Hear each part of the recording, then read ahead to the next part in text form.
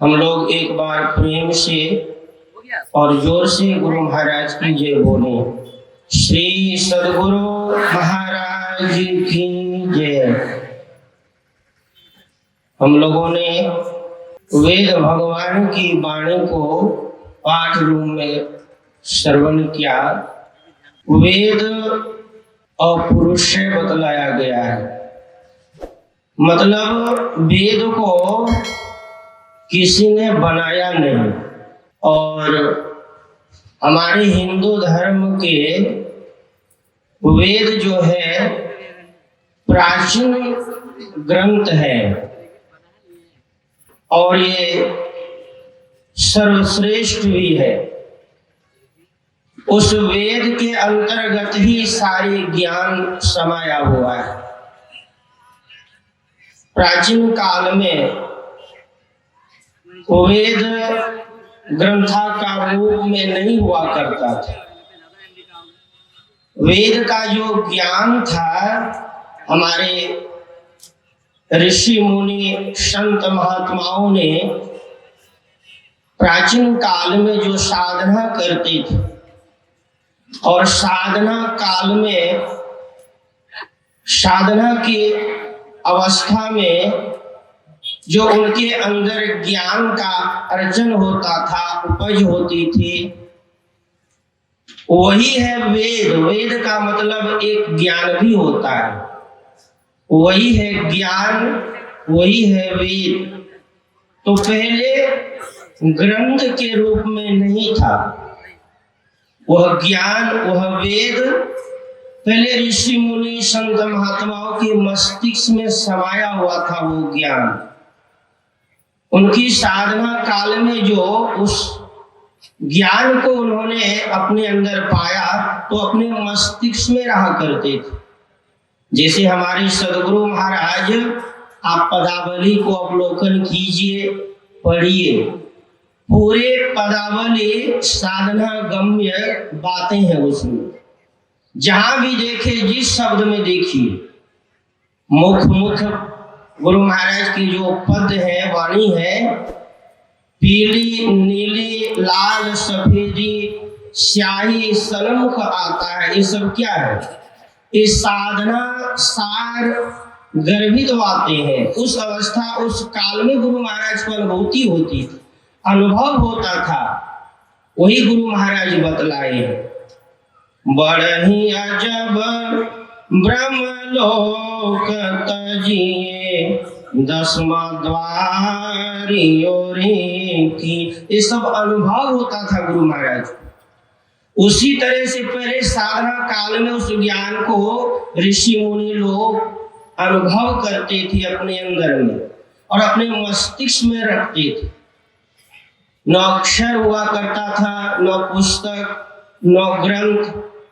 धीरे धीरे समय व्यतीत होता गया और लोगों का दिल दिमाग मस्तिष्क कमजोर पड़ने लग गया।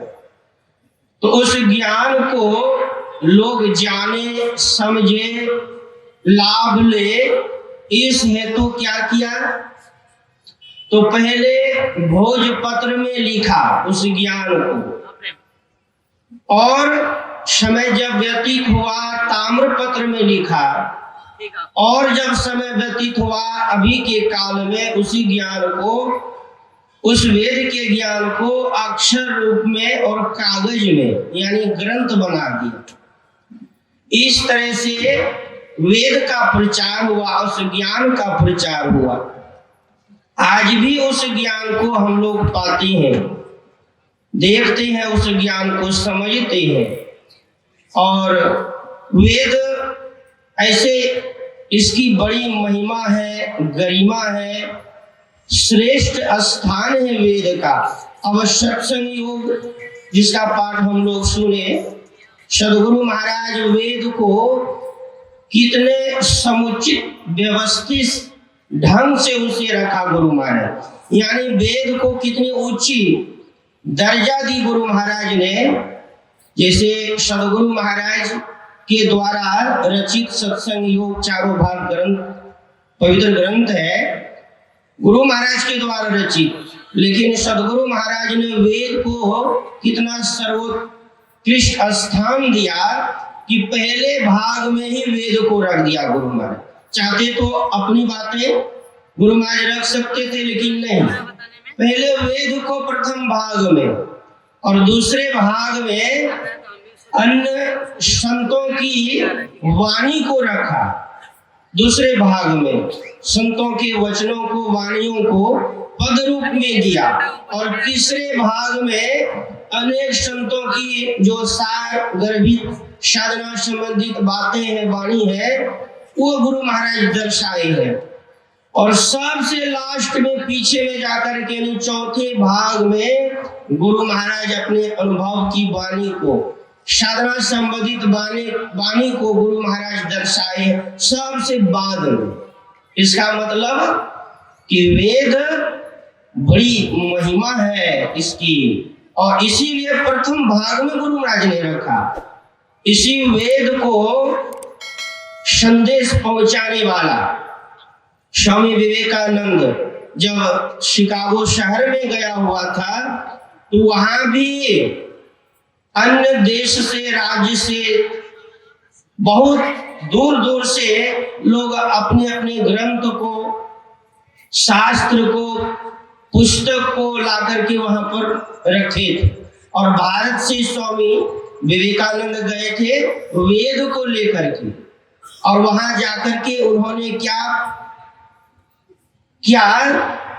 कि मंच पर सुसज्जित सभी ग्रंथ वहां पर रखा गया था, लेकिन वहां के जो कार्यकर्ता थे वो लोगों ने क्या किया कि वेद को सबसे नीचे रख दिया था। उसके बाद क्रमशः बाइबल, कुरान आदि आदि ग्रंथों को रखा था, सबसे नीचे वेद को। और क्या घोषित किया कि वेद तो कोई खास ग्रंथ नहीं है, और वेद में रखा हुआ क्या है, कुछ नहीं है, इसीलिए सबसे नीचे दबा हुआ है।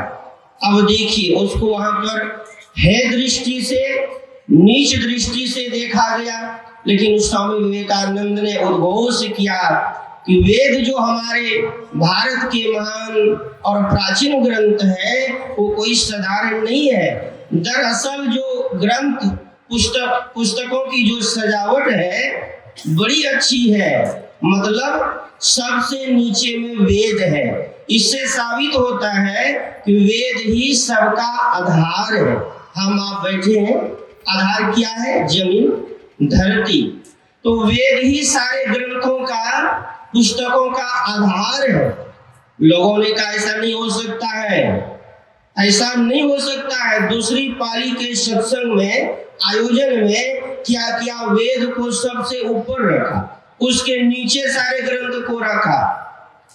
लेकिन स्वामी विवेकानंद साधारण तो थे नहीं, और उन्होंने ये सिद्ध करके दिखला दिया कि वास्तविक में वेद कितना श्रेष्ठ होता है। कहा कि इस बार यानी अभी की जो सजावट है, दरअसल जैसे होनी चाहिए सजावट वैसी ही है। मतलब कि वेद जो है सबसे ऊपर में है। इससे साबित होता है कि वेद ही सबका सर्वाधार, मतलब सबका सिर ताज है। जैसे राजा लोग मुकुट पैर में नहीं अपना सिर पर पहनते हैं, उसी तरह ग्रंथों का सिर ताज है वेद, इसीलिए सबसे ऊपर में शोभा पा रहे हैं वेद। आखिर लोगों को मानना पड़ा कि वेद कोई साधारण नहीं है। कहने का मतलब वेद के अंतर्गत ही सारे ज्ञान है। आप अवलोकन करेंगे, सारा ज्ञान वेद के अंदर ही पाए जाते हैं। लेकिन आवश्यकता है बिनु सत्संग विवेक न होई, वही है बुद्धि योग, वही है सत्संग योग। जो हम लोग सुन रहे थे, तो सत्संग करेंगे आपके अंदर वो ज्ञान आएगा। गुरु का ज्ञान, वेद का ज्ञान, ये सारे आपके अंदर आएंगे और आप उसको देखेंगे, आप भी ज्ञानी हो जाएंगे और आप भी उस ज्ञान को पाएंगे। जिस ज्ञान के बारे में, जिस ज्ञान को बताने के लिए, प्रचार करने के लिए सारी व्यवस्था की गई है। आप देख रहे हैं हमारे परम आदरणीय सम्माननीय हमारे परम पूज्य स्वामी श्रद्धानंद बाबा, इनकी ही अगुवाई में, हालांकि सदगुरु महाराज की सदप्रेरणा से सारा काम होता है, मेरी आपकी कृपा से सब काम हो रहा है। करते हैं आप गुरुवर, लेकिन मेरा नाम हो रहा है। ये तो सब गुरु महाराज की प्रेरणा है, लेकिन इनकी सत प्रयास से और ये सारे आयोजन व्यवस्था सुव्यवस्थित ढंग से हो रही है। आज अभी तो प्रथम पाली का सत्संग है, आप लोग 2 दिनों तक सुनेंगे, समझेंगे, इस ज्ञान को अपने जीवन में उतारेंगे, आप धन्य हो जाएंगे। बोलिए श्री सदगुरु महाराज की जय।